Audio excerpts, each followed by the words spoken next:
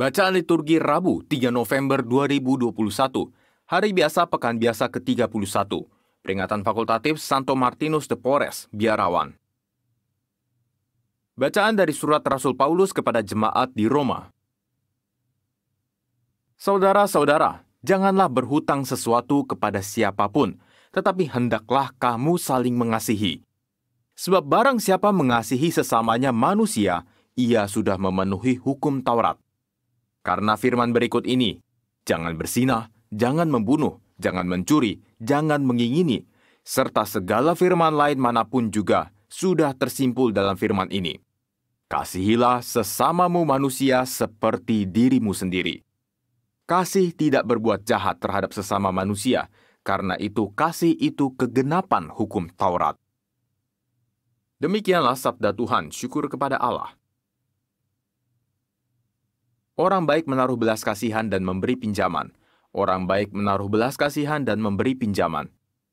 Berbahagialah orang yang takwa pada Tuhan, yang sangat suka kepada segala perintahnya. Anak cucunya akan perkasa di bumi, keturunan orang benar akan diberkati.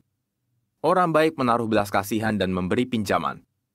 Bagi orang benar, ia bercahaya laksana lampu di dalam gelap. Ia pengasih dan penyayang serta berlaku adil.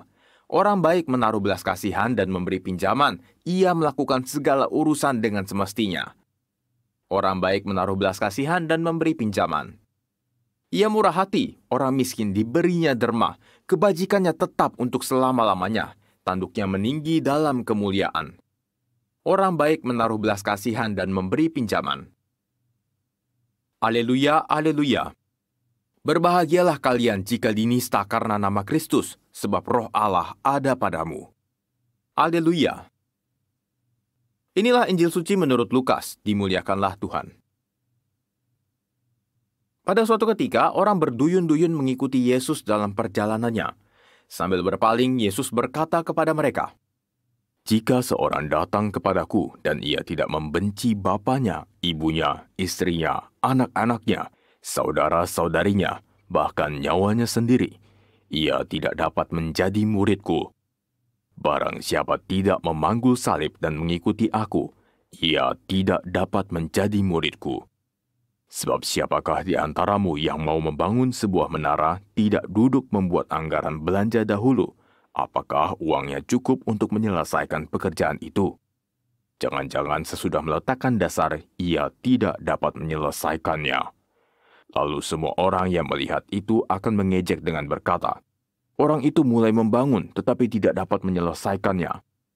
Atau raja manakah yang hendak berperang melawan raja lain, tidak duduk mempertimbangkan dulu apakah dengan 10.000 orang, ia dapat melawan musuh yang datang menyerang dengan 20.000 orang.